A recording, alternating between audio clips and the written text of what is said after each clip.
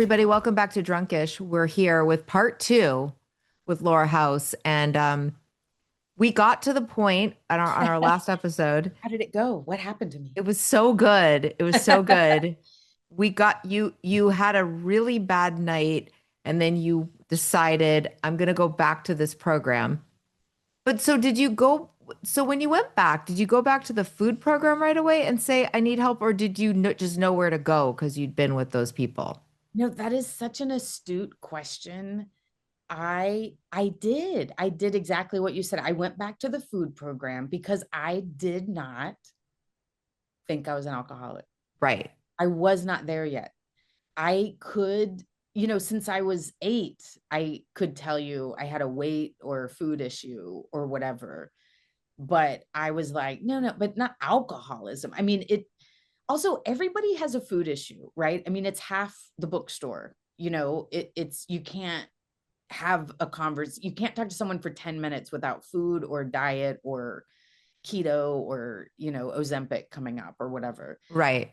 So everybody has a food thing, but alcoholism felt like, I mean, there's movies about that, like, like they're like, I'm not, I was still picturing like, you know, 1950s trench coat man and the bottle and the brown paper bag and whatever. And I was like, I mean, sure, I drank and I kept slipping with alcohol, and sure, I mean, sure, I will drink, of course, obviously, but alcoholism just seemed so crazy. So I went to the food thing, and then I started going to booze meetings as, I will tell you, extra credit. I started going to 12-step alcohol meetings um as extra credit because I was like, well, this is my problem over here, food stuff. But I did slip, a dozen times with alcohol. So I'll go there to like just like take, just cure that little bird, like it was just like, it was such a weird way to say it, but like, oh, I'll just clean up this little 10% over here with and I sat in those meetings. So I went Monday, Wednesday, Friday for 6 weeks. And I think weeks 5 and 6, I just cried through all the meetings. And, and then it was like at the end of this 6 week, I was like, I have this. It was the feelings. It was a lot of the talk in the food program is about the food, because people will get, for the most part, get a level of food recovery, but they're still kind of wrestling with food, and in alcohol recovery, you put the alcohol down basically day one. And every next thing is dealing with those feelings of really what we were talking about in the beginning, the intense, I don't belong, I'm not right, I don't understand, I'm messing up my whole adulthood, I've made every wrong choice, I shouldn't be here. And I had, my adoption thing. All I have ever been told regarding adoption is, I love you. I wanted kids, and I couldn't have them, and I couldn't love you more. My mom would say, I couldn't love you more if you had come out of me. And my head was always like, well, I belong to somebody else, and you don't get me. And there's some fantasy mother out there that laughs at everything I say, and you don't, whatever it is. Meanwhile, this woman like raises me, loves me, sends me to Norway as an exchange student, sends me to college, gets me a car, and I'm like, well, whatever, like, just not enough, and nothing's ever enough. And in AA basically, like, that's what they're talking about. They're like, our ego is, insatiable. Nothing is good enough for us. We're not good enough for anything, like we're just not right sized. There's a line in the book about, alcoholics that's like, it's my favorite. We have a peculiar mental twist. And I'm like, well, yeah, I mean, it's a nice way to put it. And so I just don't, perceive reality. I don't interpret reality well, or, in a way that serves me well on my own. And so one day when I was like, oh wow, this is terrible news. I'm an alcoholic. Like the last to know, I'm 37. And your friend Jane, she was the first call I made. Oh, really? Yeah. I left that meeting. I asked someone to sponsor me. And I don't know if you've ever had this experience. There was a woman in this meeting who looked like Serenity. Someone cast a spell on Serenity and it came to life. She just had this like default kind of sweet Right. smile, and she always seemed really chill. And I got my nerve up like a 15-year-old boy asking somebody to prom. And I just said, or girl, and I just said, hey, will you sponsor me? And she said, no, but she will. And I had been going to this meeting for 6 weeks, and she pulled someone out of thin air I'd never laid my eyes on, someone who's like on the phone, who was like, yeah, sure. And then and I was like, oh, okay. I mean, is this allowed? Like I didn't even, like, Right. we both seem hijacked by this. And she is my sponsor to this day. What? Yeah, yeah. She was perfect. She was perfect. And Wow. isn't that wild? I have a slightly similar thing. I had when I started going to meetings, there was a woman who was she lived in my neighborhood, and she seemed like she had a lot of sponsees, but and I was like, "Oh, I'm gonna ask her. She's gonna get me. I had it all pictured in my mind like we do. I was like, we'll go for walks, we'll walk to the park, we'll spend mornings together. Yeah, and Go vacation yeah, together. I worked up the courage, and I was like, I asked her to sponsor me, and she was like, no. And then she goes, but what about? And then there was another woman who, this woman was her Oh sponsor, yeah. one of her sponsees. She was like, I won't say her name, but let's just call her Tammy. She was like, Tammy will. Yeah, yeah. And Tammy had been calling me, but that was like too easy. Tammy was calling me all the time, like, how are you? Just checking in. And I was like, that's nice, but I want I want this other one to sponsor me. Yeah. So I felt kind of backed into a corner. So I was like, all Yeah. right. So I asked Tammy to. Yeah. And she was wonderful. She was a Oh, great person and really helpful. Yeah. oh, that's great. Yeah. It's an amazing relationship because I didn't, the language in these programs is harsh. It's pretty, it's like you come to be restored to sanity. So it's like, hey, you're nuts, and and I found all that, like, well, I've got a couple of bucks and money in the, but and Yeah. I'm not this. And then so I'm nearly 18 years sober, and I'm like, oh, I was so crazy, like just crazy on a, not straight jacket movie asylum level, but like crazy of just like things that didn't need to make me sad made me desperately sad or incredibly angry, or I felt slighted, or I was so hard on myself, just I was like my own worst, like an abusive coach to myself. And just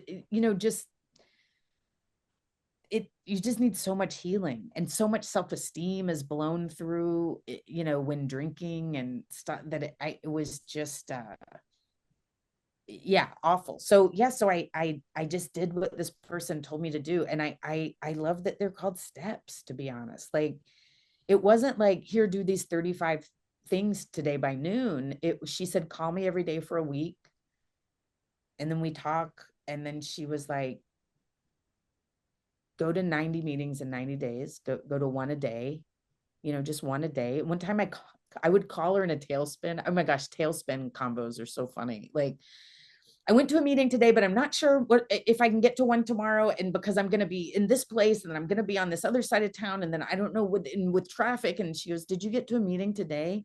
And I was like, yeah, I did. And she was, well, then you're done. I was like, oh, okay.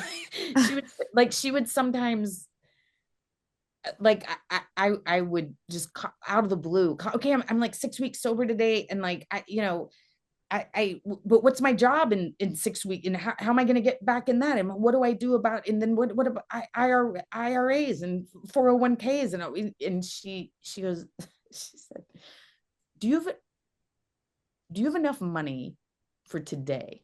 And I was like, well, yeah. And she goes, Duh. do you have enough money yet for the week? And I was like, yeah. What about the month? I go, yes. She goes, why don't you just do that? And I was like, oh, like I literally thought I had to have everything figured out forever, for all time, of all things. And no, like I didn't know I was like a control freak, or uh, you know, I didn't know how to trust that anything would be fine, or anything, So, What about dating? Because you were single. oh gosh. Yeah. I stopped.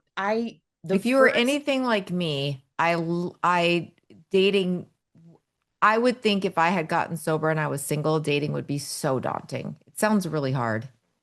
yeah, well, it's a couple of things, because, so, all right, if we look at guys, pies, and booze, and if you understand the mechanisms, and you mentioned this in your book, which I love, by the way. Oh, it's right here. Oh, No, these are my friends' books. oh, you have a And lot of friends that write books. yeah, it kind of makes me mad when I look at it. It's there to motivate me, but it's, You are going to finish this book. no, I do have a lot of friends that write book and great books, but you kind of talk about the whack-a-mole of the disease of, so it's like, if my three main things are guys, pies, and booze, and I pivot from one to the other, and now I completely put down booze, guess what gets more energy? I still have M&Ms and boys, and these 12-step meetings are catered. I don't know. I mean, if you're an That's alcoholic, funny. yeah, if you're an alcoholic, you're a sugar addict. I mean, it is almost, it is not everyone. There are some non that, but for the it's very, very And common. they're called men. And they're called men. I mean, but even the idea that you go, okay, you're not drinking anymore, and here's a room full of broken people and cookies, so you're like, okay, like, I'll just sit on some of these people and eat these snacks. Like, it's almost like, oh, all You right. know what's funny is in my book, my editor, it was either my editor or not to throw her under the bus, may have been like a copy editor, but somebody made the note to me that they're like, is that I made a said something about donuts being at the meetings, and somebody was like, I've never heard of that. I don't think that's a thing. And I was like, oh, that's a thing. That's the Oh, main thing. it's the main It's the thing. main thing. Like, yes, of course there's donuts at that's trust me. I was like, okay, who's the alcoholic here? That Me. that is so funny, of all the things to like Right. throw some umbrage at, because it's like, oh God, and everywhere. I've been to meetings all over the place, and I'm almost, even I don't eat sugar anymore, and it's like I'm still fascinated by, it's, to me it's like, the older the better. The pastries that are at eight, like, the more burned that coffee, the old, like, if it's a cookie that's supposed to be crisp, but it's just chewy with soaking up air moisture for so long, I'm like, I just there was just something so good and gross about the worse that food was, the more it felt right. um but yeah, so for me, the what happened with me was the boy thing escalated. So like my first 6 weeks, I feel like I made out with like 10 or 12 people, honestly. I forget. I do, as you know, I have journals about it. So it is documented somewhere, but I'm not sure where. But I was dating, and I was so, I'm not drinking. So I just have to do something with myself. And I'm still relatively young. I mean, 37, I didn't think I was young, but I'm relatively young-ish. Not young, but I'm still make out age, and I it was at like 6 weeks that I go, oh, I now I see what they mean, like don't date. Like it was just getting, and it's also very hard to date when a not normal, but the kind of people I would attract normal, are like they want to have a drink or get high or get, so I'm also kind of now putting myself in situations that, that's just awkward. No, no, you drink and then definitely we'll mess around. Like it's just weird. And then it starts to be, yeah, just weird. So I didn't date for in quotes a year.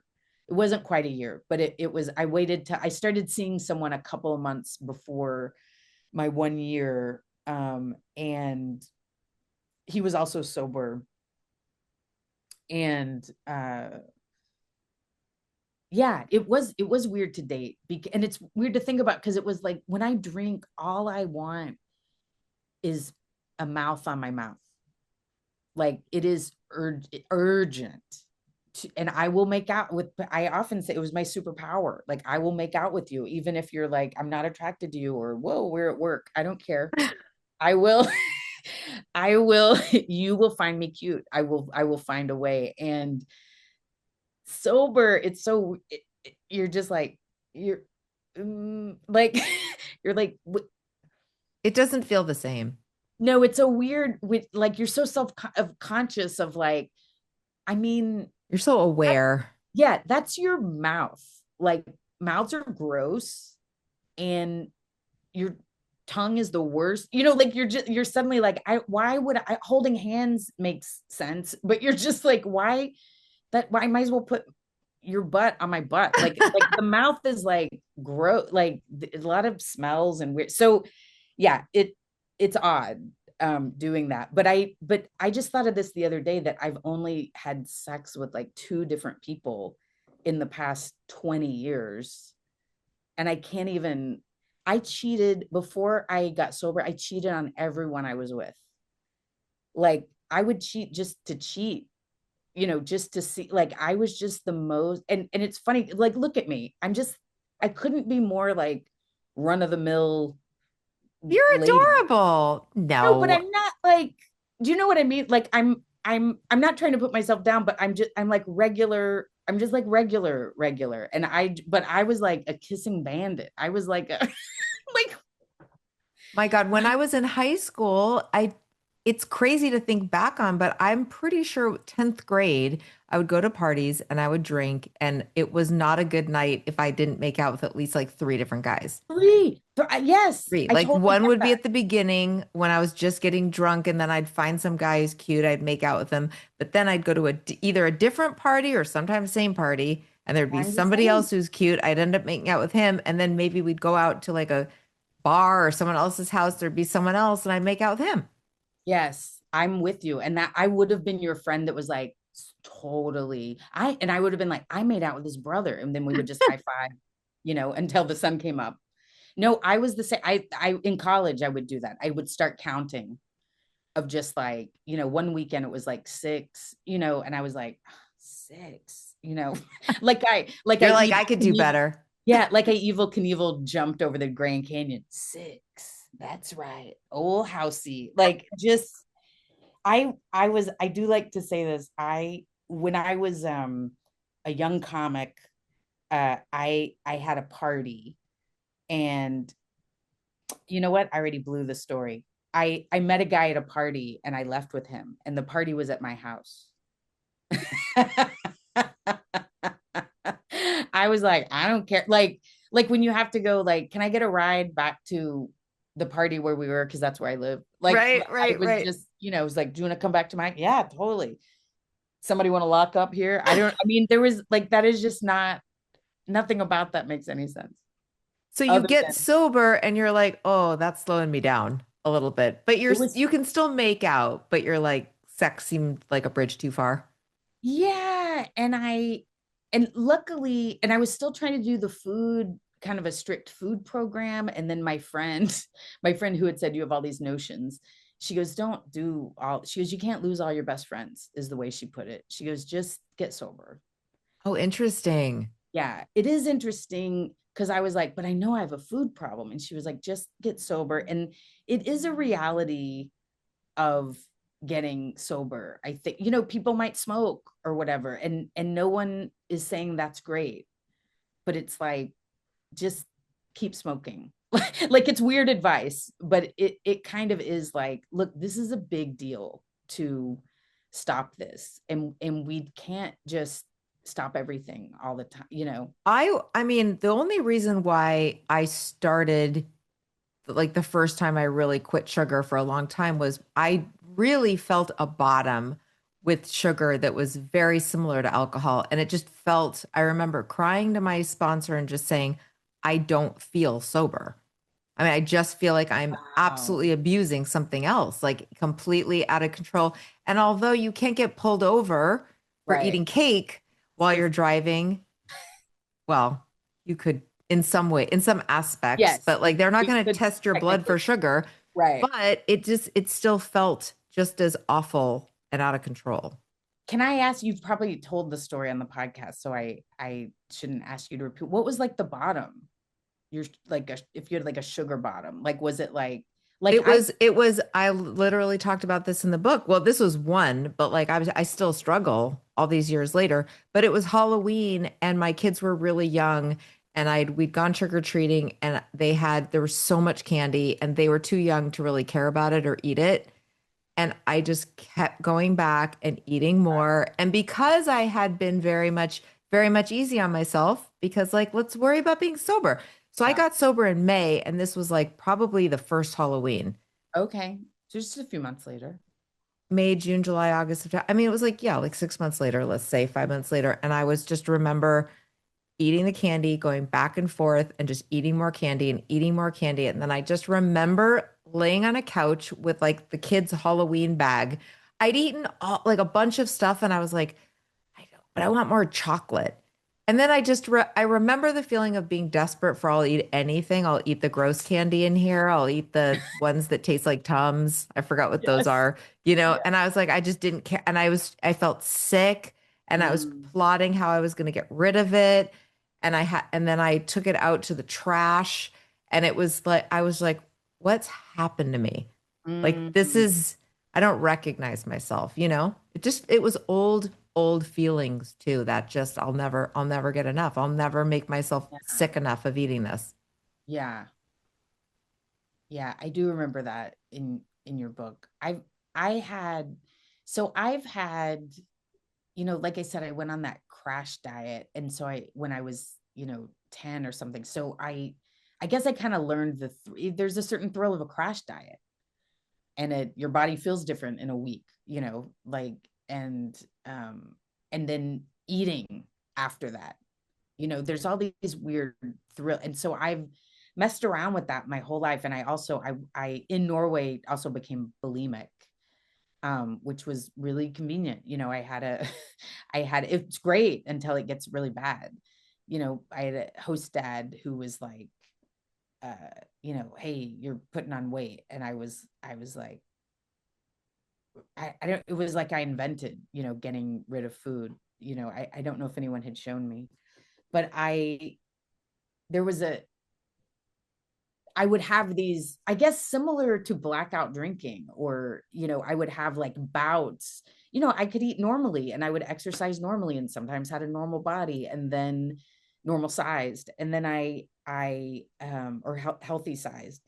But then sometimes I would, drastic binge. Like I had told you before about the time I won a cake when I was in Norway. We went to like a grocery store grand opening, and I filled out some little form and didn't think twice. I didn't even know if I knew what they were doing. It was just like, I'm filling it out. And then they called my name and then handed me a cake. And I remember just being like, well, this is my cake. Like I just like, I hated that. I knew that, you know, politeness dictates you take the cake home and you put it on the kitchen counter and tell everyone we have a cake. But I was like, well, it's not our cake, is it? Like I want it, and I took it down to my room and snuck in like a spoon, and like I had my way with cake. And I had done similar before in high school. I had a friend, when you have a friend, you do weird food stuff together. And I had a friend who we did. that like we bought a dozen donuts one time, I think, and just like took whatever bites we wanted out of the, like we're kings, like we're, I don't even have to, well, and I developed, I would still sometimes do that on my own. And I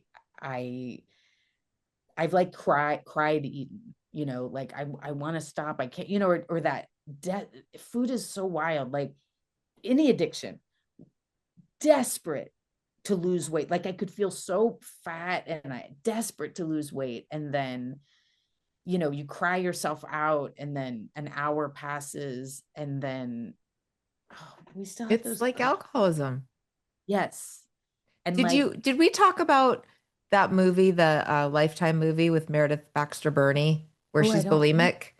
Well, there's just a no, scene that's like iconic for me where they've had a party and she's been trying not to eat the stuff and there's a big cake. And then at the end of it, everybody leaves and she is just like sitting on the floor with this cake and just like shoveling it into her mouth and crying. And I was like, yeah, I crying. get you, Meredith. Yes, eating and crying is so wild. And I have done it many times. And it's that desperation and then seeing food and it's like, well, I mean, it's just a little cake. Like suddenly, like that's that peculiar mental twist of there no sense of reality of like, well, if I want to change my body, I'm gonna have to change several habits. So for me, even as I got sober, and it was great in sobriety, from alcohol did a million great things for me. But I went back to my food program many times, but I never took it as serious as alcohol. I was like, it's food, like you have to eat. And people would be in there crying about a cupcake or whatever, and you're like, calm down, Maria. Like it was just like, it just seemed like, I bought potato chips and they were in the side of the car, and I threw them away, and everybody claps. And I was just like, oh my God, like eat the potato chip. Like I just could not, I did not understand, but I would never do that with alcohol. I would never be like, well, just have a little. Who cares? I just thought it was totally different. And I But only it kind very, of yeah, go ahead. well, I will say, I mean, finish your thought. Oh, I was just going to say that there is a difference. I had a similar experience because I used to go to the food meetings 2 years ago, and I liked I'll like the drinky, the boozy meetings a lot more only because of what you just said, which is because it's a lot less talking about actual alcohol and a lot less of like there was a glass of wine on the table and it's less that and more about the feelings. But Yes. so I would get very triggered when I was first trying to get clean from bulimia myself. And I was just like, every time when I have to hear a whole share about a cupcake, I felt like I want to go eat a cupcake. Yes, the food. So I actively am in both programs, and the food meetings are not fun. The food stories aren't fun. I mean, the Yeah. alcohol stories, like I don't have a food equivalent. Like when I say my food equivalent to my night in Oklahoma, like in Oklahoma, it's like the idea that I'm like Coke, no, we're laughing and there's a booze and even though it ends with putting myself in criminal danger, you're still like, wow, that still sounded kind of fun. Yeah, And kind of there's cool. nothing sounds sexy or fun about like the self-hatred of trying to eat yourself into a coma and No. crying and There's nothing Hunter S. Thompson about like they're really, binging on the office cake. yeah, that's why there's so many movies like Leaving Las Vegas, and there's only one, The Whale. You know, there's just nobody. No. It's not fun. Mm-mm. It's not cool. But yeah, like they've remade whatever that Lady Gaga movie 3 times. That was Judy Garland, and then was the what? Yeah. A Star is Born.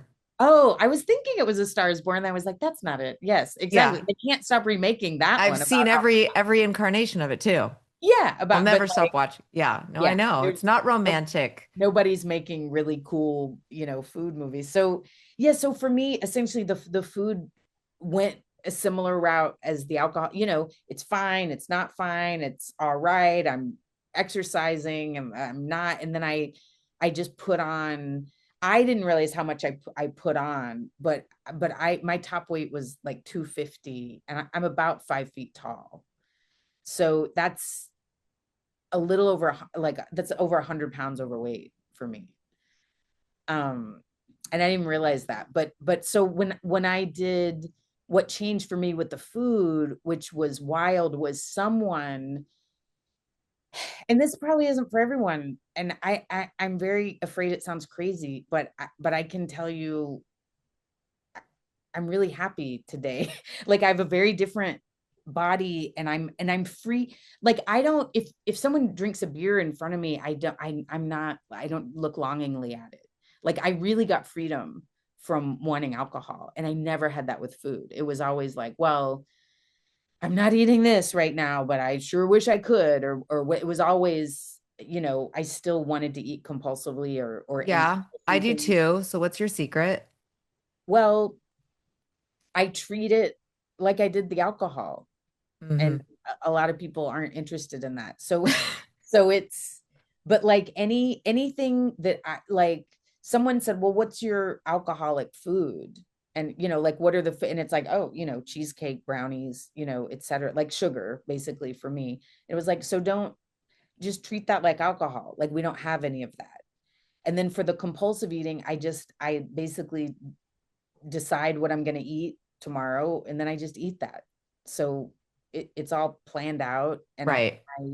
so if other food comes along, like a big trigger food for me is what I call surprise food. Hey, I brought this thing, and like, oh, I don't, I wasn't expecting it. I'm sure it has no calories, and I'm just eating, and I'm not even thinking about it. I'm just, or even at the, like, I was just standing at the butcher counter, like, oh, do I want some, and just food in my face. Hey, try a sample of the thing I just roasted or whatever. And and I just say no to anything that I didn't plan to eat. I don't eat. And so it cleaned it all up for me. I don't compulsively eat, and I don't eat, alcoholic stuff. And so it's similar of like, I do eat food, and I have to eat food, but I don't have to eat the food that triggers Right. madness. Right. Well, the So, way I got over bulimia was that's how I got over bulimia. And it mm, was, and the OA really did help me because I made a list of, it was the same thing. I made a list of foods that when I start eating them, I can't stop. They trigger a binge, which for me was, at the time, peanut butter, because I would just mm. eat a jar of peanut butter. I would tell myself, I'm just going to have a little scoop of peanut butter. And then I would just keep going back to the jar, you know? Because Sounds- this was after I wasn't eating sweets, but this was like when I was like 21. Oh, And okay. so it was like I got rid of the candy, but then there'd be certain foods and macaroni and cheese because I was 21. So I would make boxes of macaroni and Yeah. cheese and I would eat all of it. And Yeah. then lay there crying, feeling sick to my stomach, going, I'm not going to let myself throw up. Yeah. Oh, yeah. For anybody that doesn't struggle with this episode is probably not for you. But that was the feeling, was just sitting, like eating until I felt so sick and then having to sit there with that feeling because I had decided with help, I'm not going to throw up no matter what. But then but I was still binging sometimes. So the Yeah. feeling was so uncomfortable going, I'm going to wake up fat tomorrow because I ate an entire pot of macaroni and cheese. Yeah. So then it was, how do I not eat a pot Yeah. of macaroni and cheese so that I don't have to have that feeling? And then I just had to eliminate those foods. And then later, when I felt better, I slowly brought them back in. Oh, that's Yeah, I amazing. didn't go the rest of my life without eating peanut butter. And I'm fine, and I can have peanut butter now. That's amazing. But I That's did healed in other. It's just the sugar for me these days. Yeah, I get it. It's very much the sugar for me too. Like, and I find so I'm really active in the food recovery program, and like, it it's so fast. Here's where it's really really different than alcohol. And also, I just wanted to say, I relate that I was bulimic for years. It started in Norway. And then when the first time I went to a food program, that was relieved. And I did the same thing that you were just talking about. But with the food program, so alcohol, one problem, one solution. Hey, we don't drink any alcohol. There is no question, and we're all doing the same thing. Food, it is bespoke. That is what is so weird. Like I sponsor someone, she can eat a cookie, cannot have a bite of potato. And I'm completely baffled. I'm like, potato, like potato, I has no romance for me. I don't, but I'm like, how can you stop eating like it's so I'm just fascinated by how very specific. And then also I live with a normal person. My fiance Brian is a normal eater. This is how normal he is. This is even like super normal. He basically, it's probably codependent, but he stopped drinking because I don't drink. I mean, he didn't drink that much, but he was like, you know what? I'm not going to drink. And then every now and then he goes, I haven't had a drink for like 2-3 years, or, or what, he'll tell me. And I'm like, if I could drink, I would not care if you didn't drink. Like I was like, if you can drink by all means. And now he like basically doesn't eat sugar either. He will sometimes like away from me or whatever, but he mostly doesn't. And I'm like, I've never loved anyone like you seem to love me. I know my husband's very normal too. He can drink. Sometimes he'll just be like, I haven't had a drink in like a week. And I'm like, well, have one. What are you waiting for? Yeah, I don't, my friend has such a funny joke. I'm going to butcher it. She says it perfectly, but just the gist of it is like, if I didn't have a drinking problem, are you kidding me? I would be drinking all the time.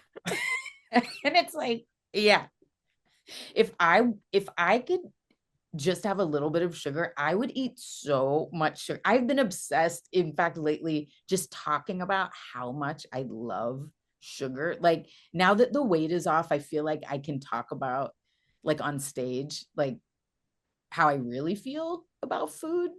And it's so fun. It's so fun because I'm like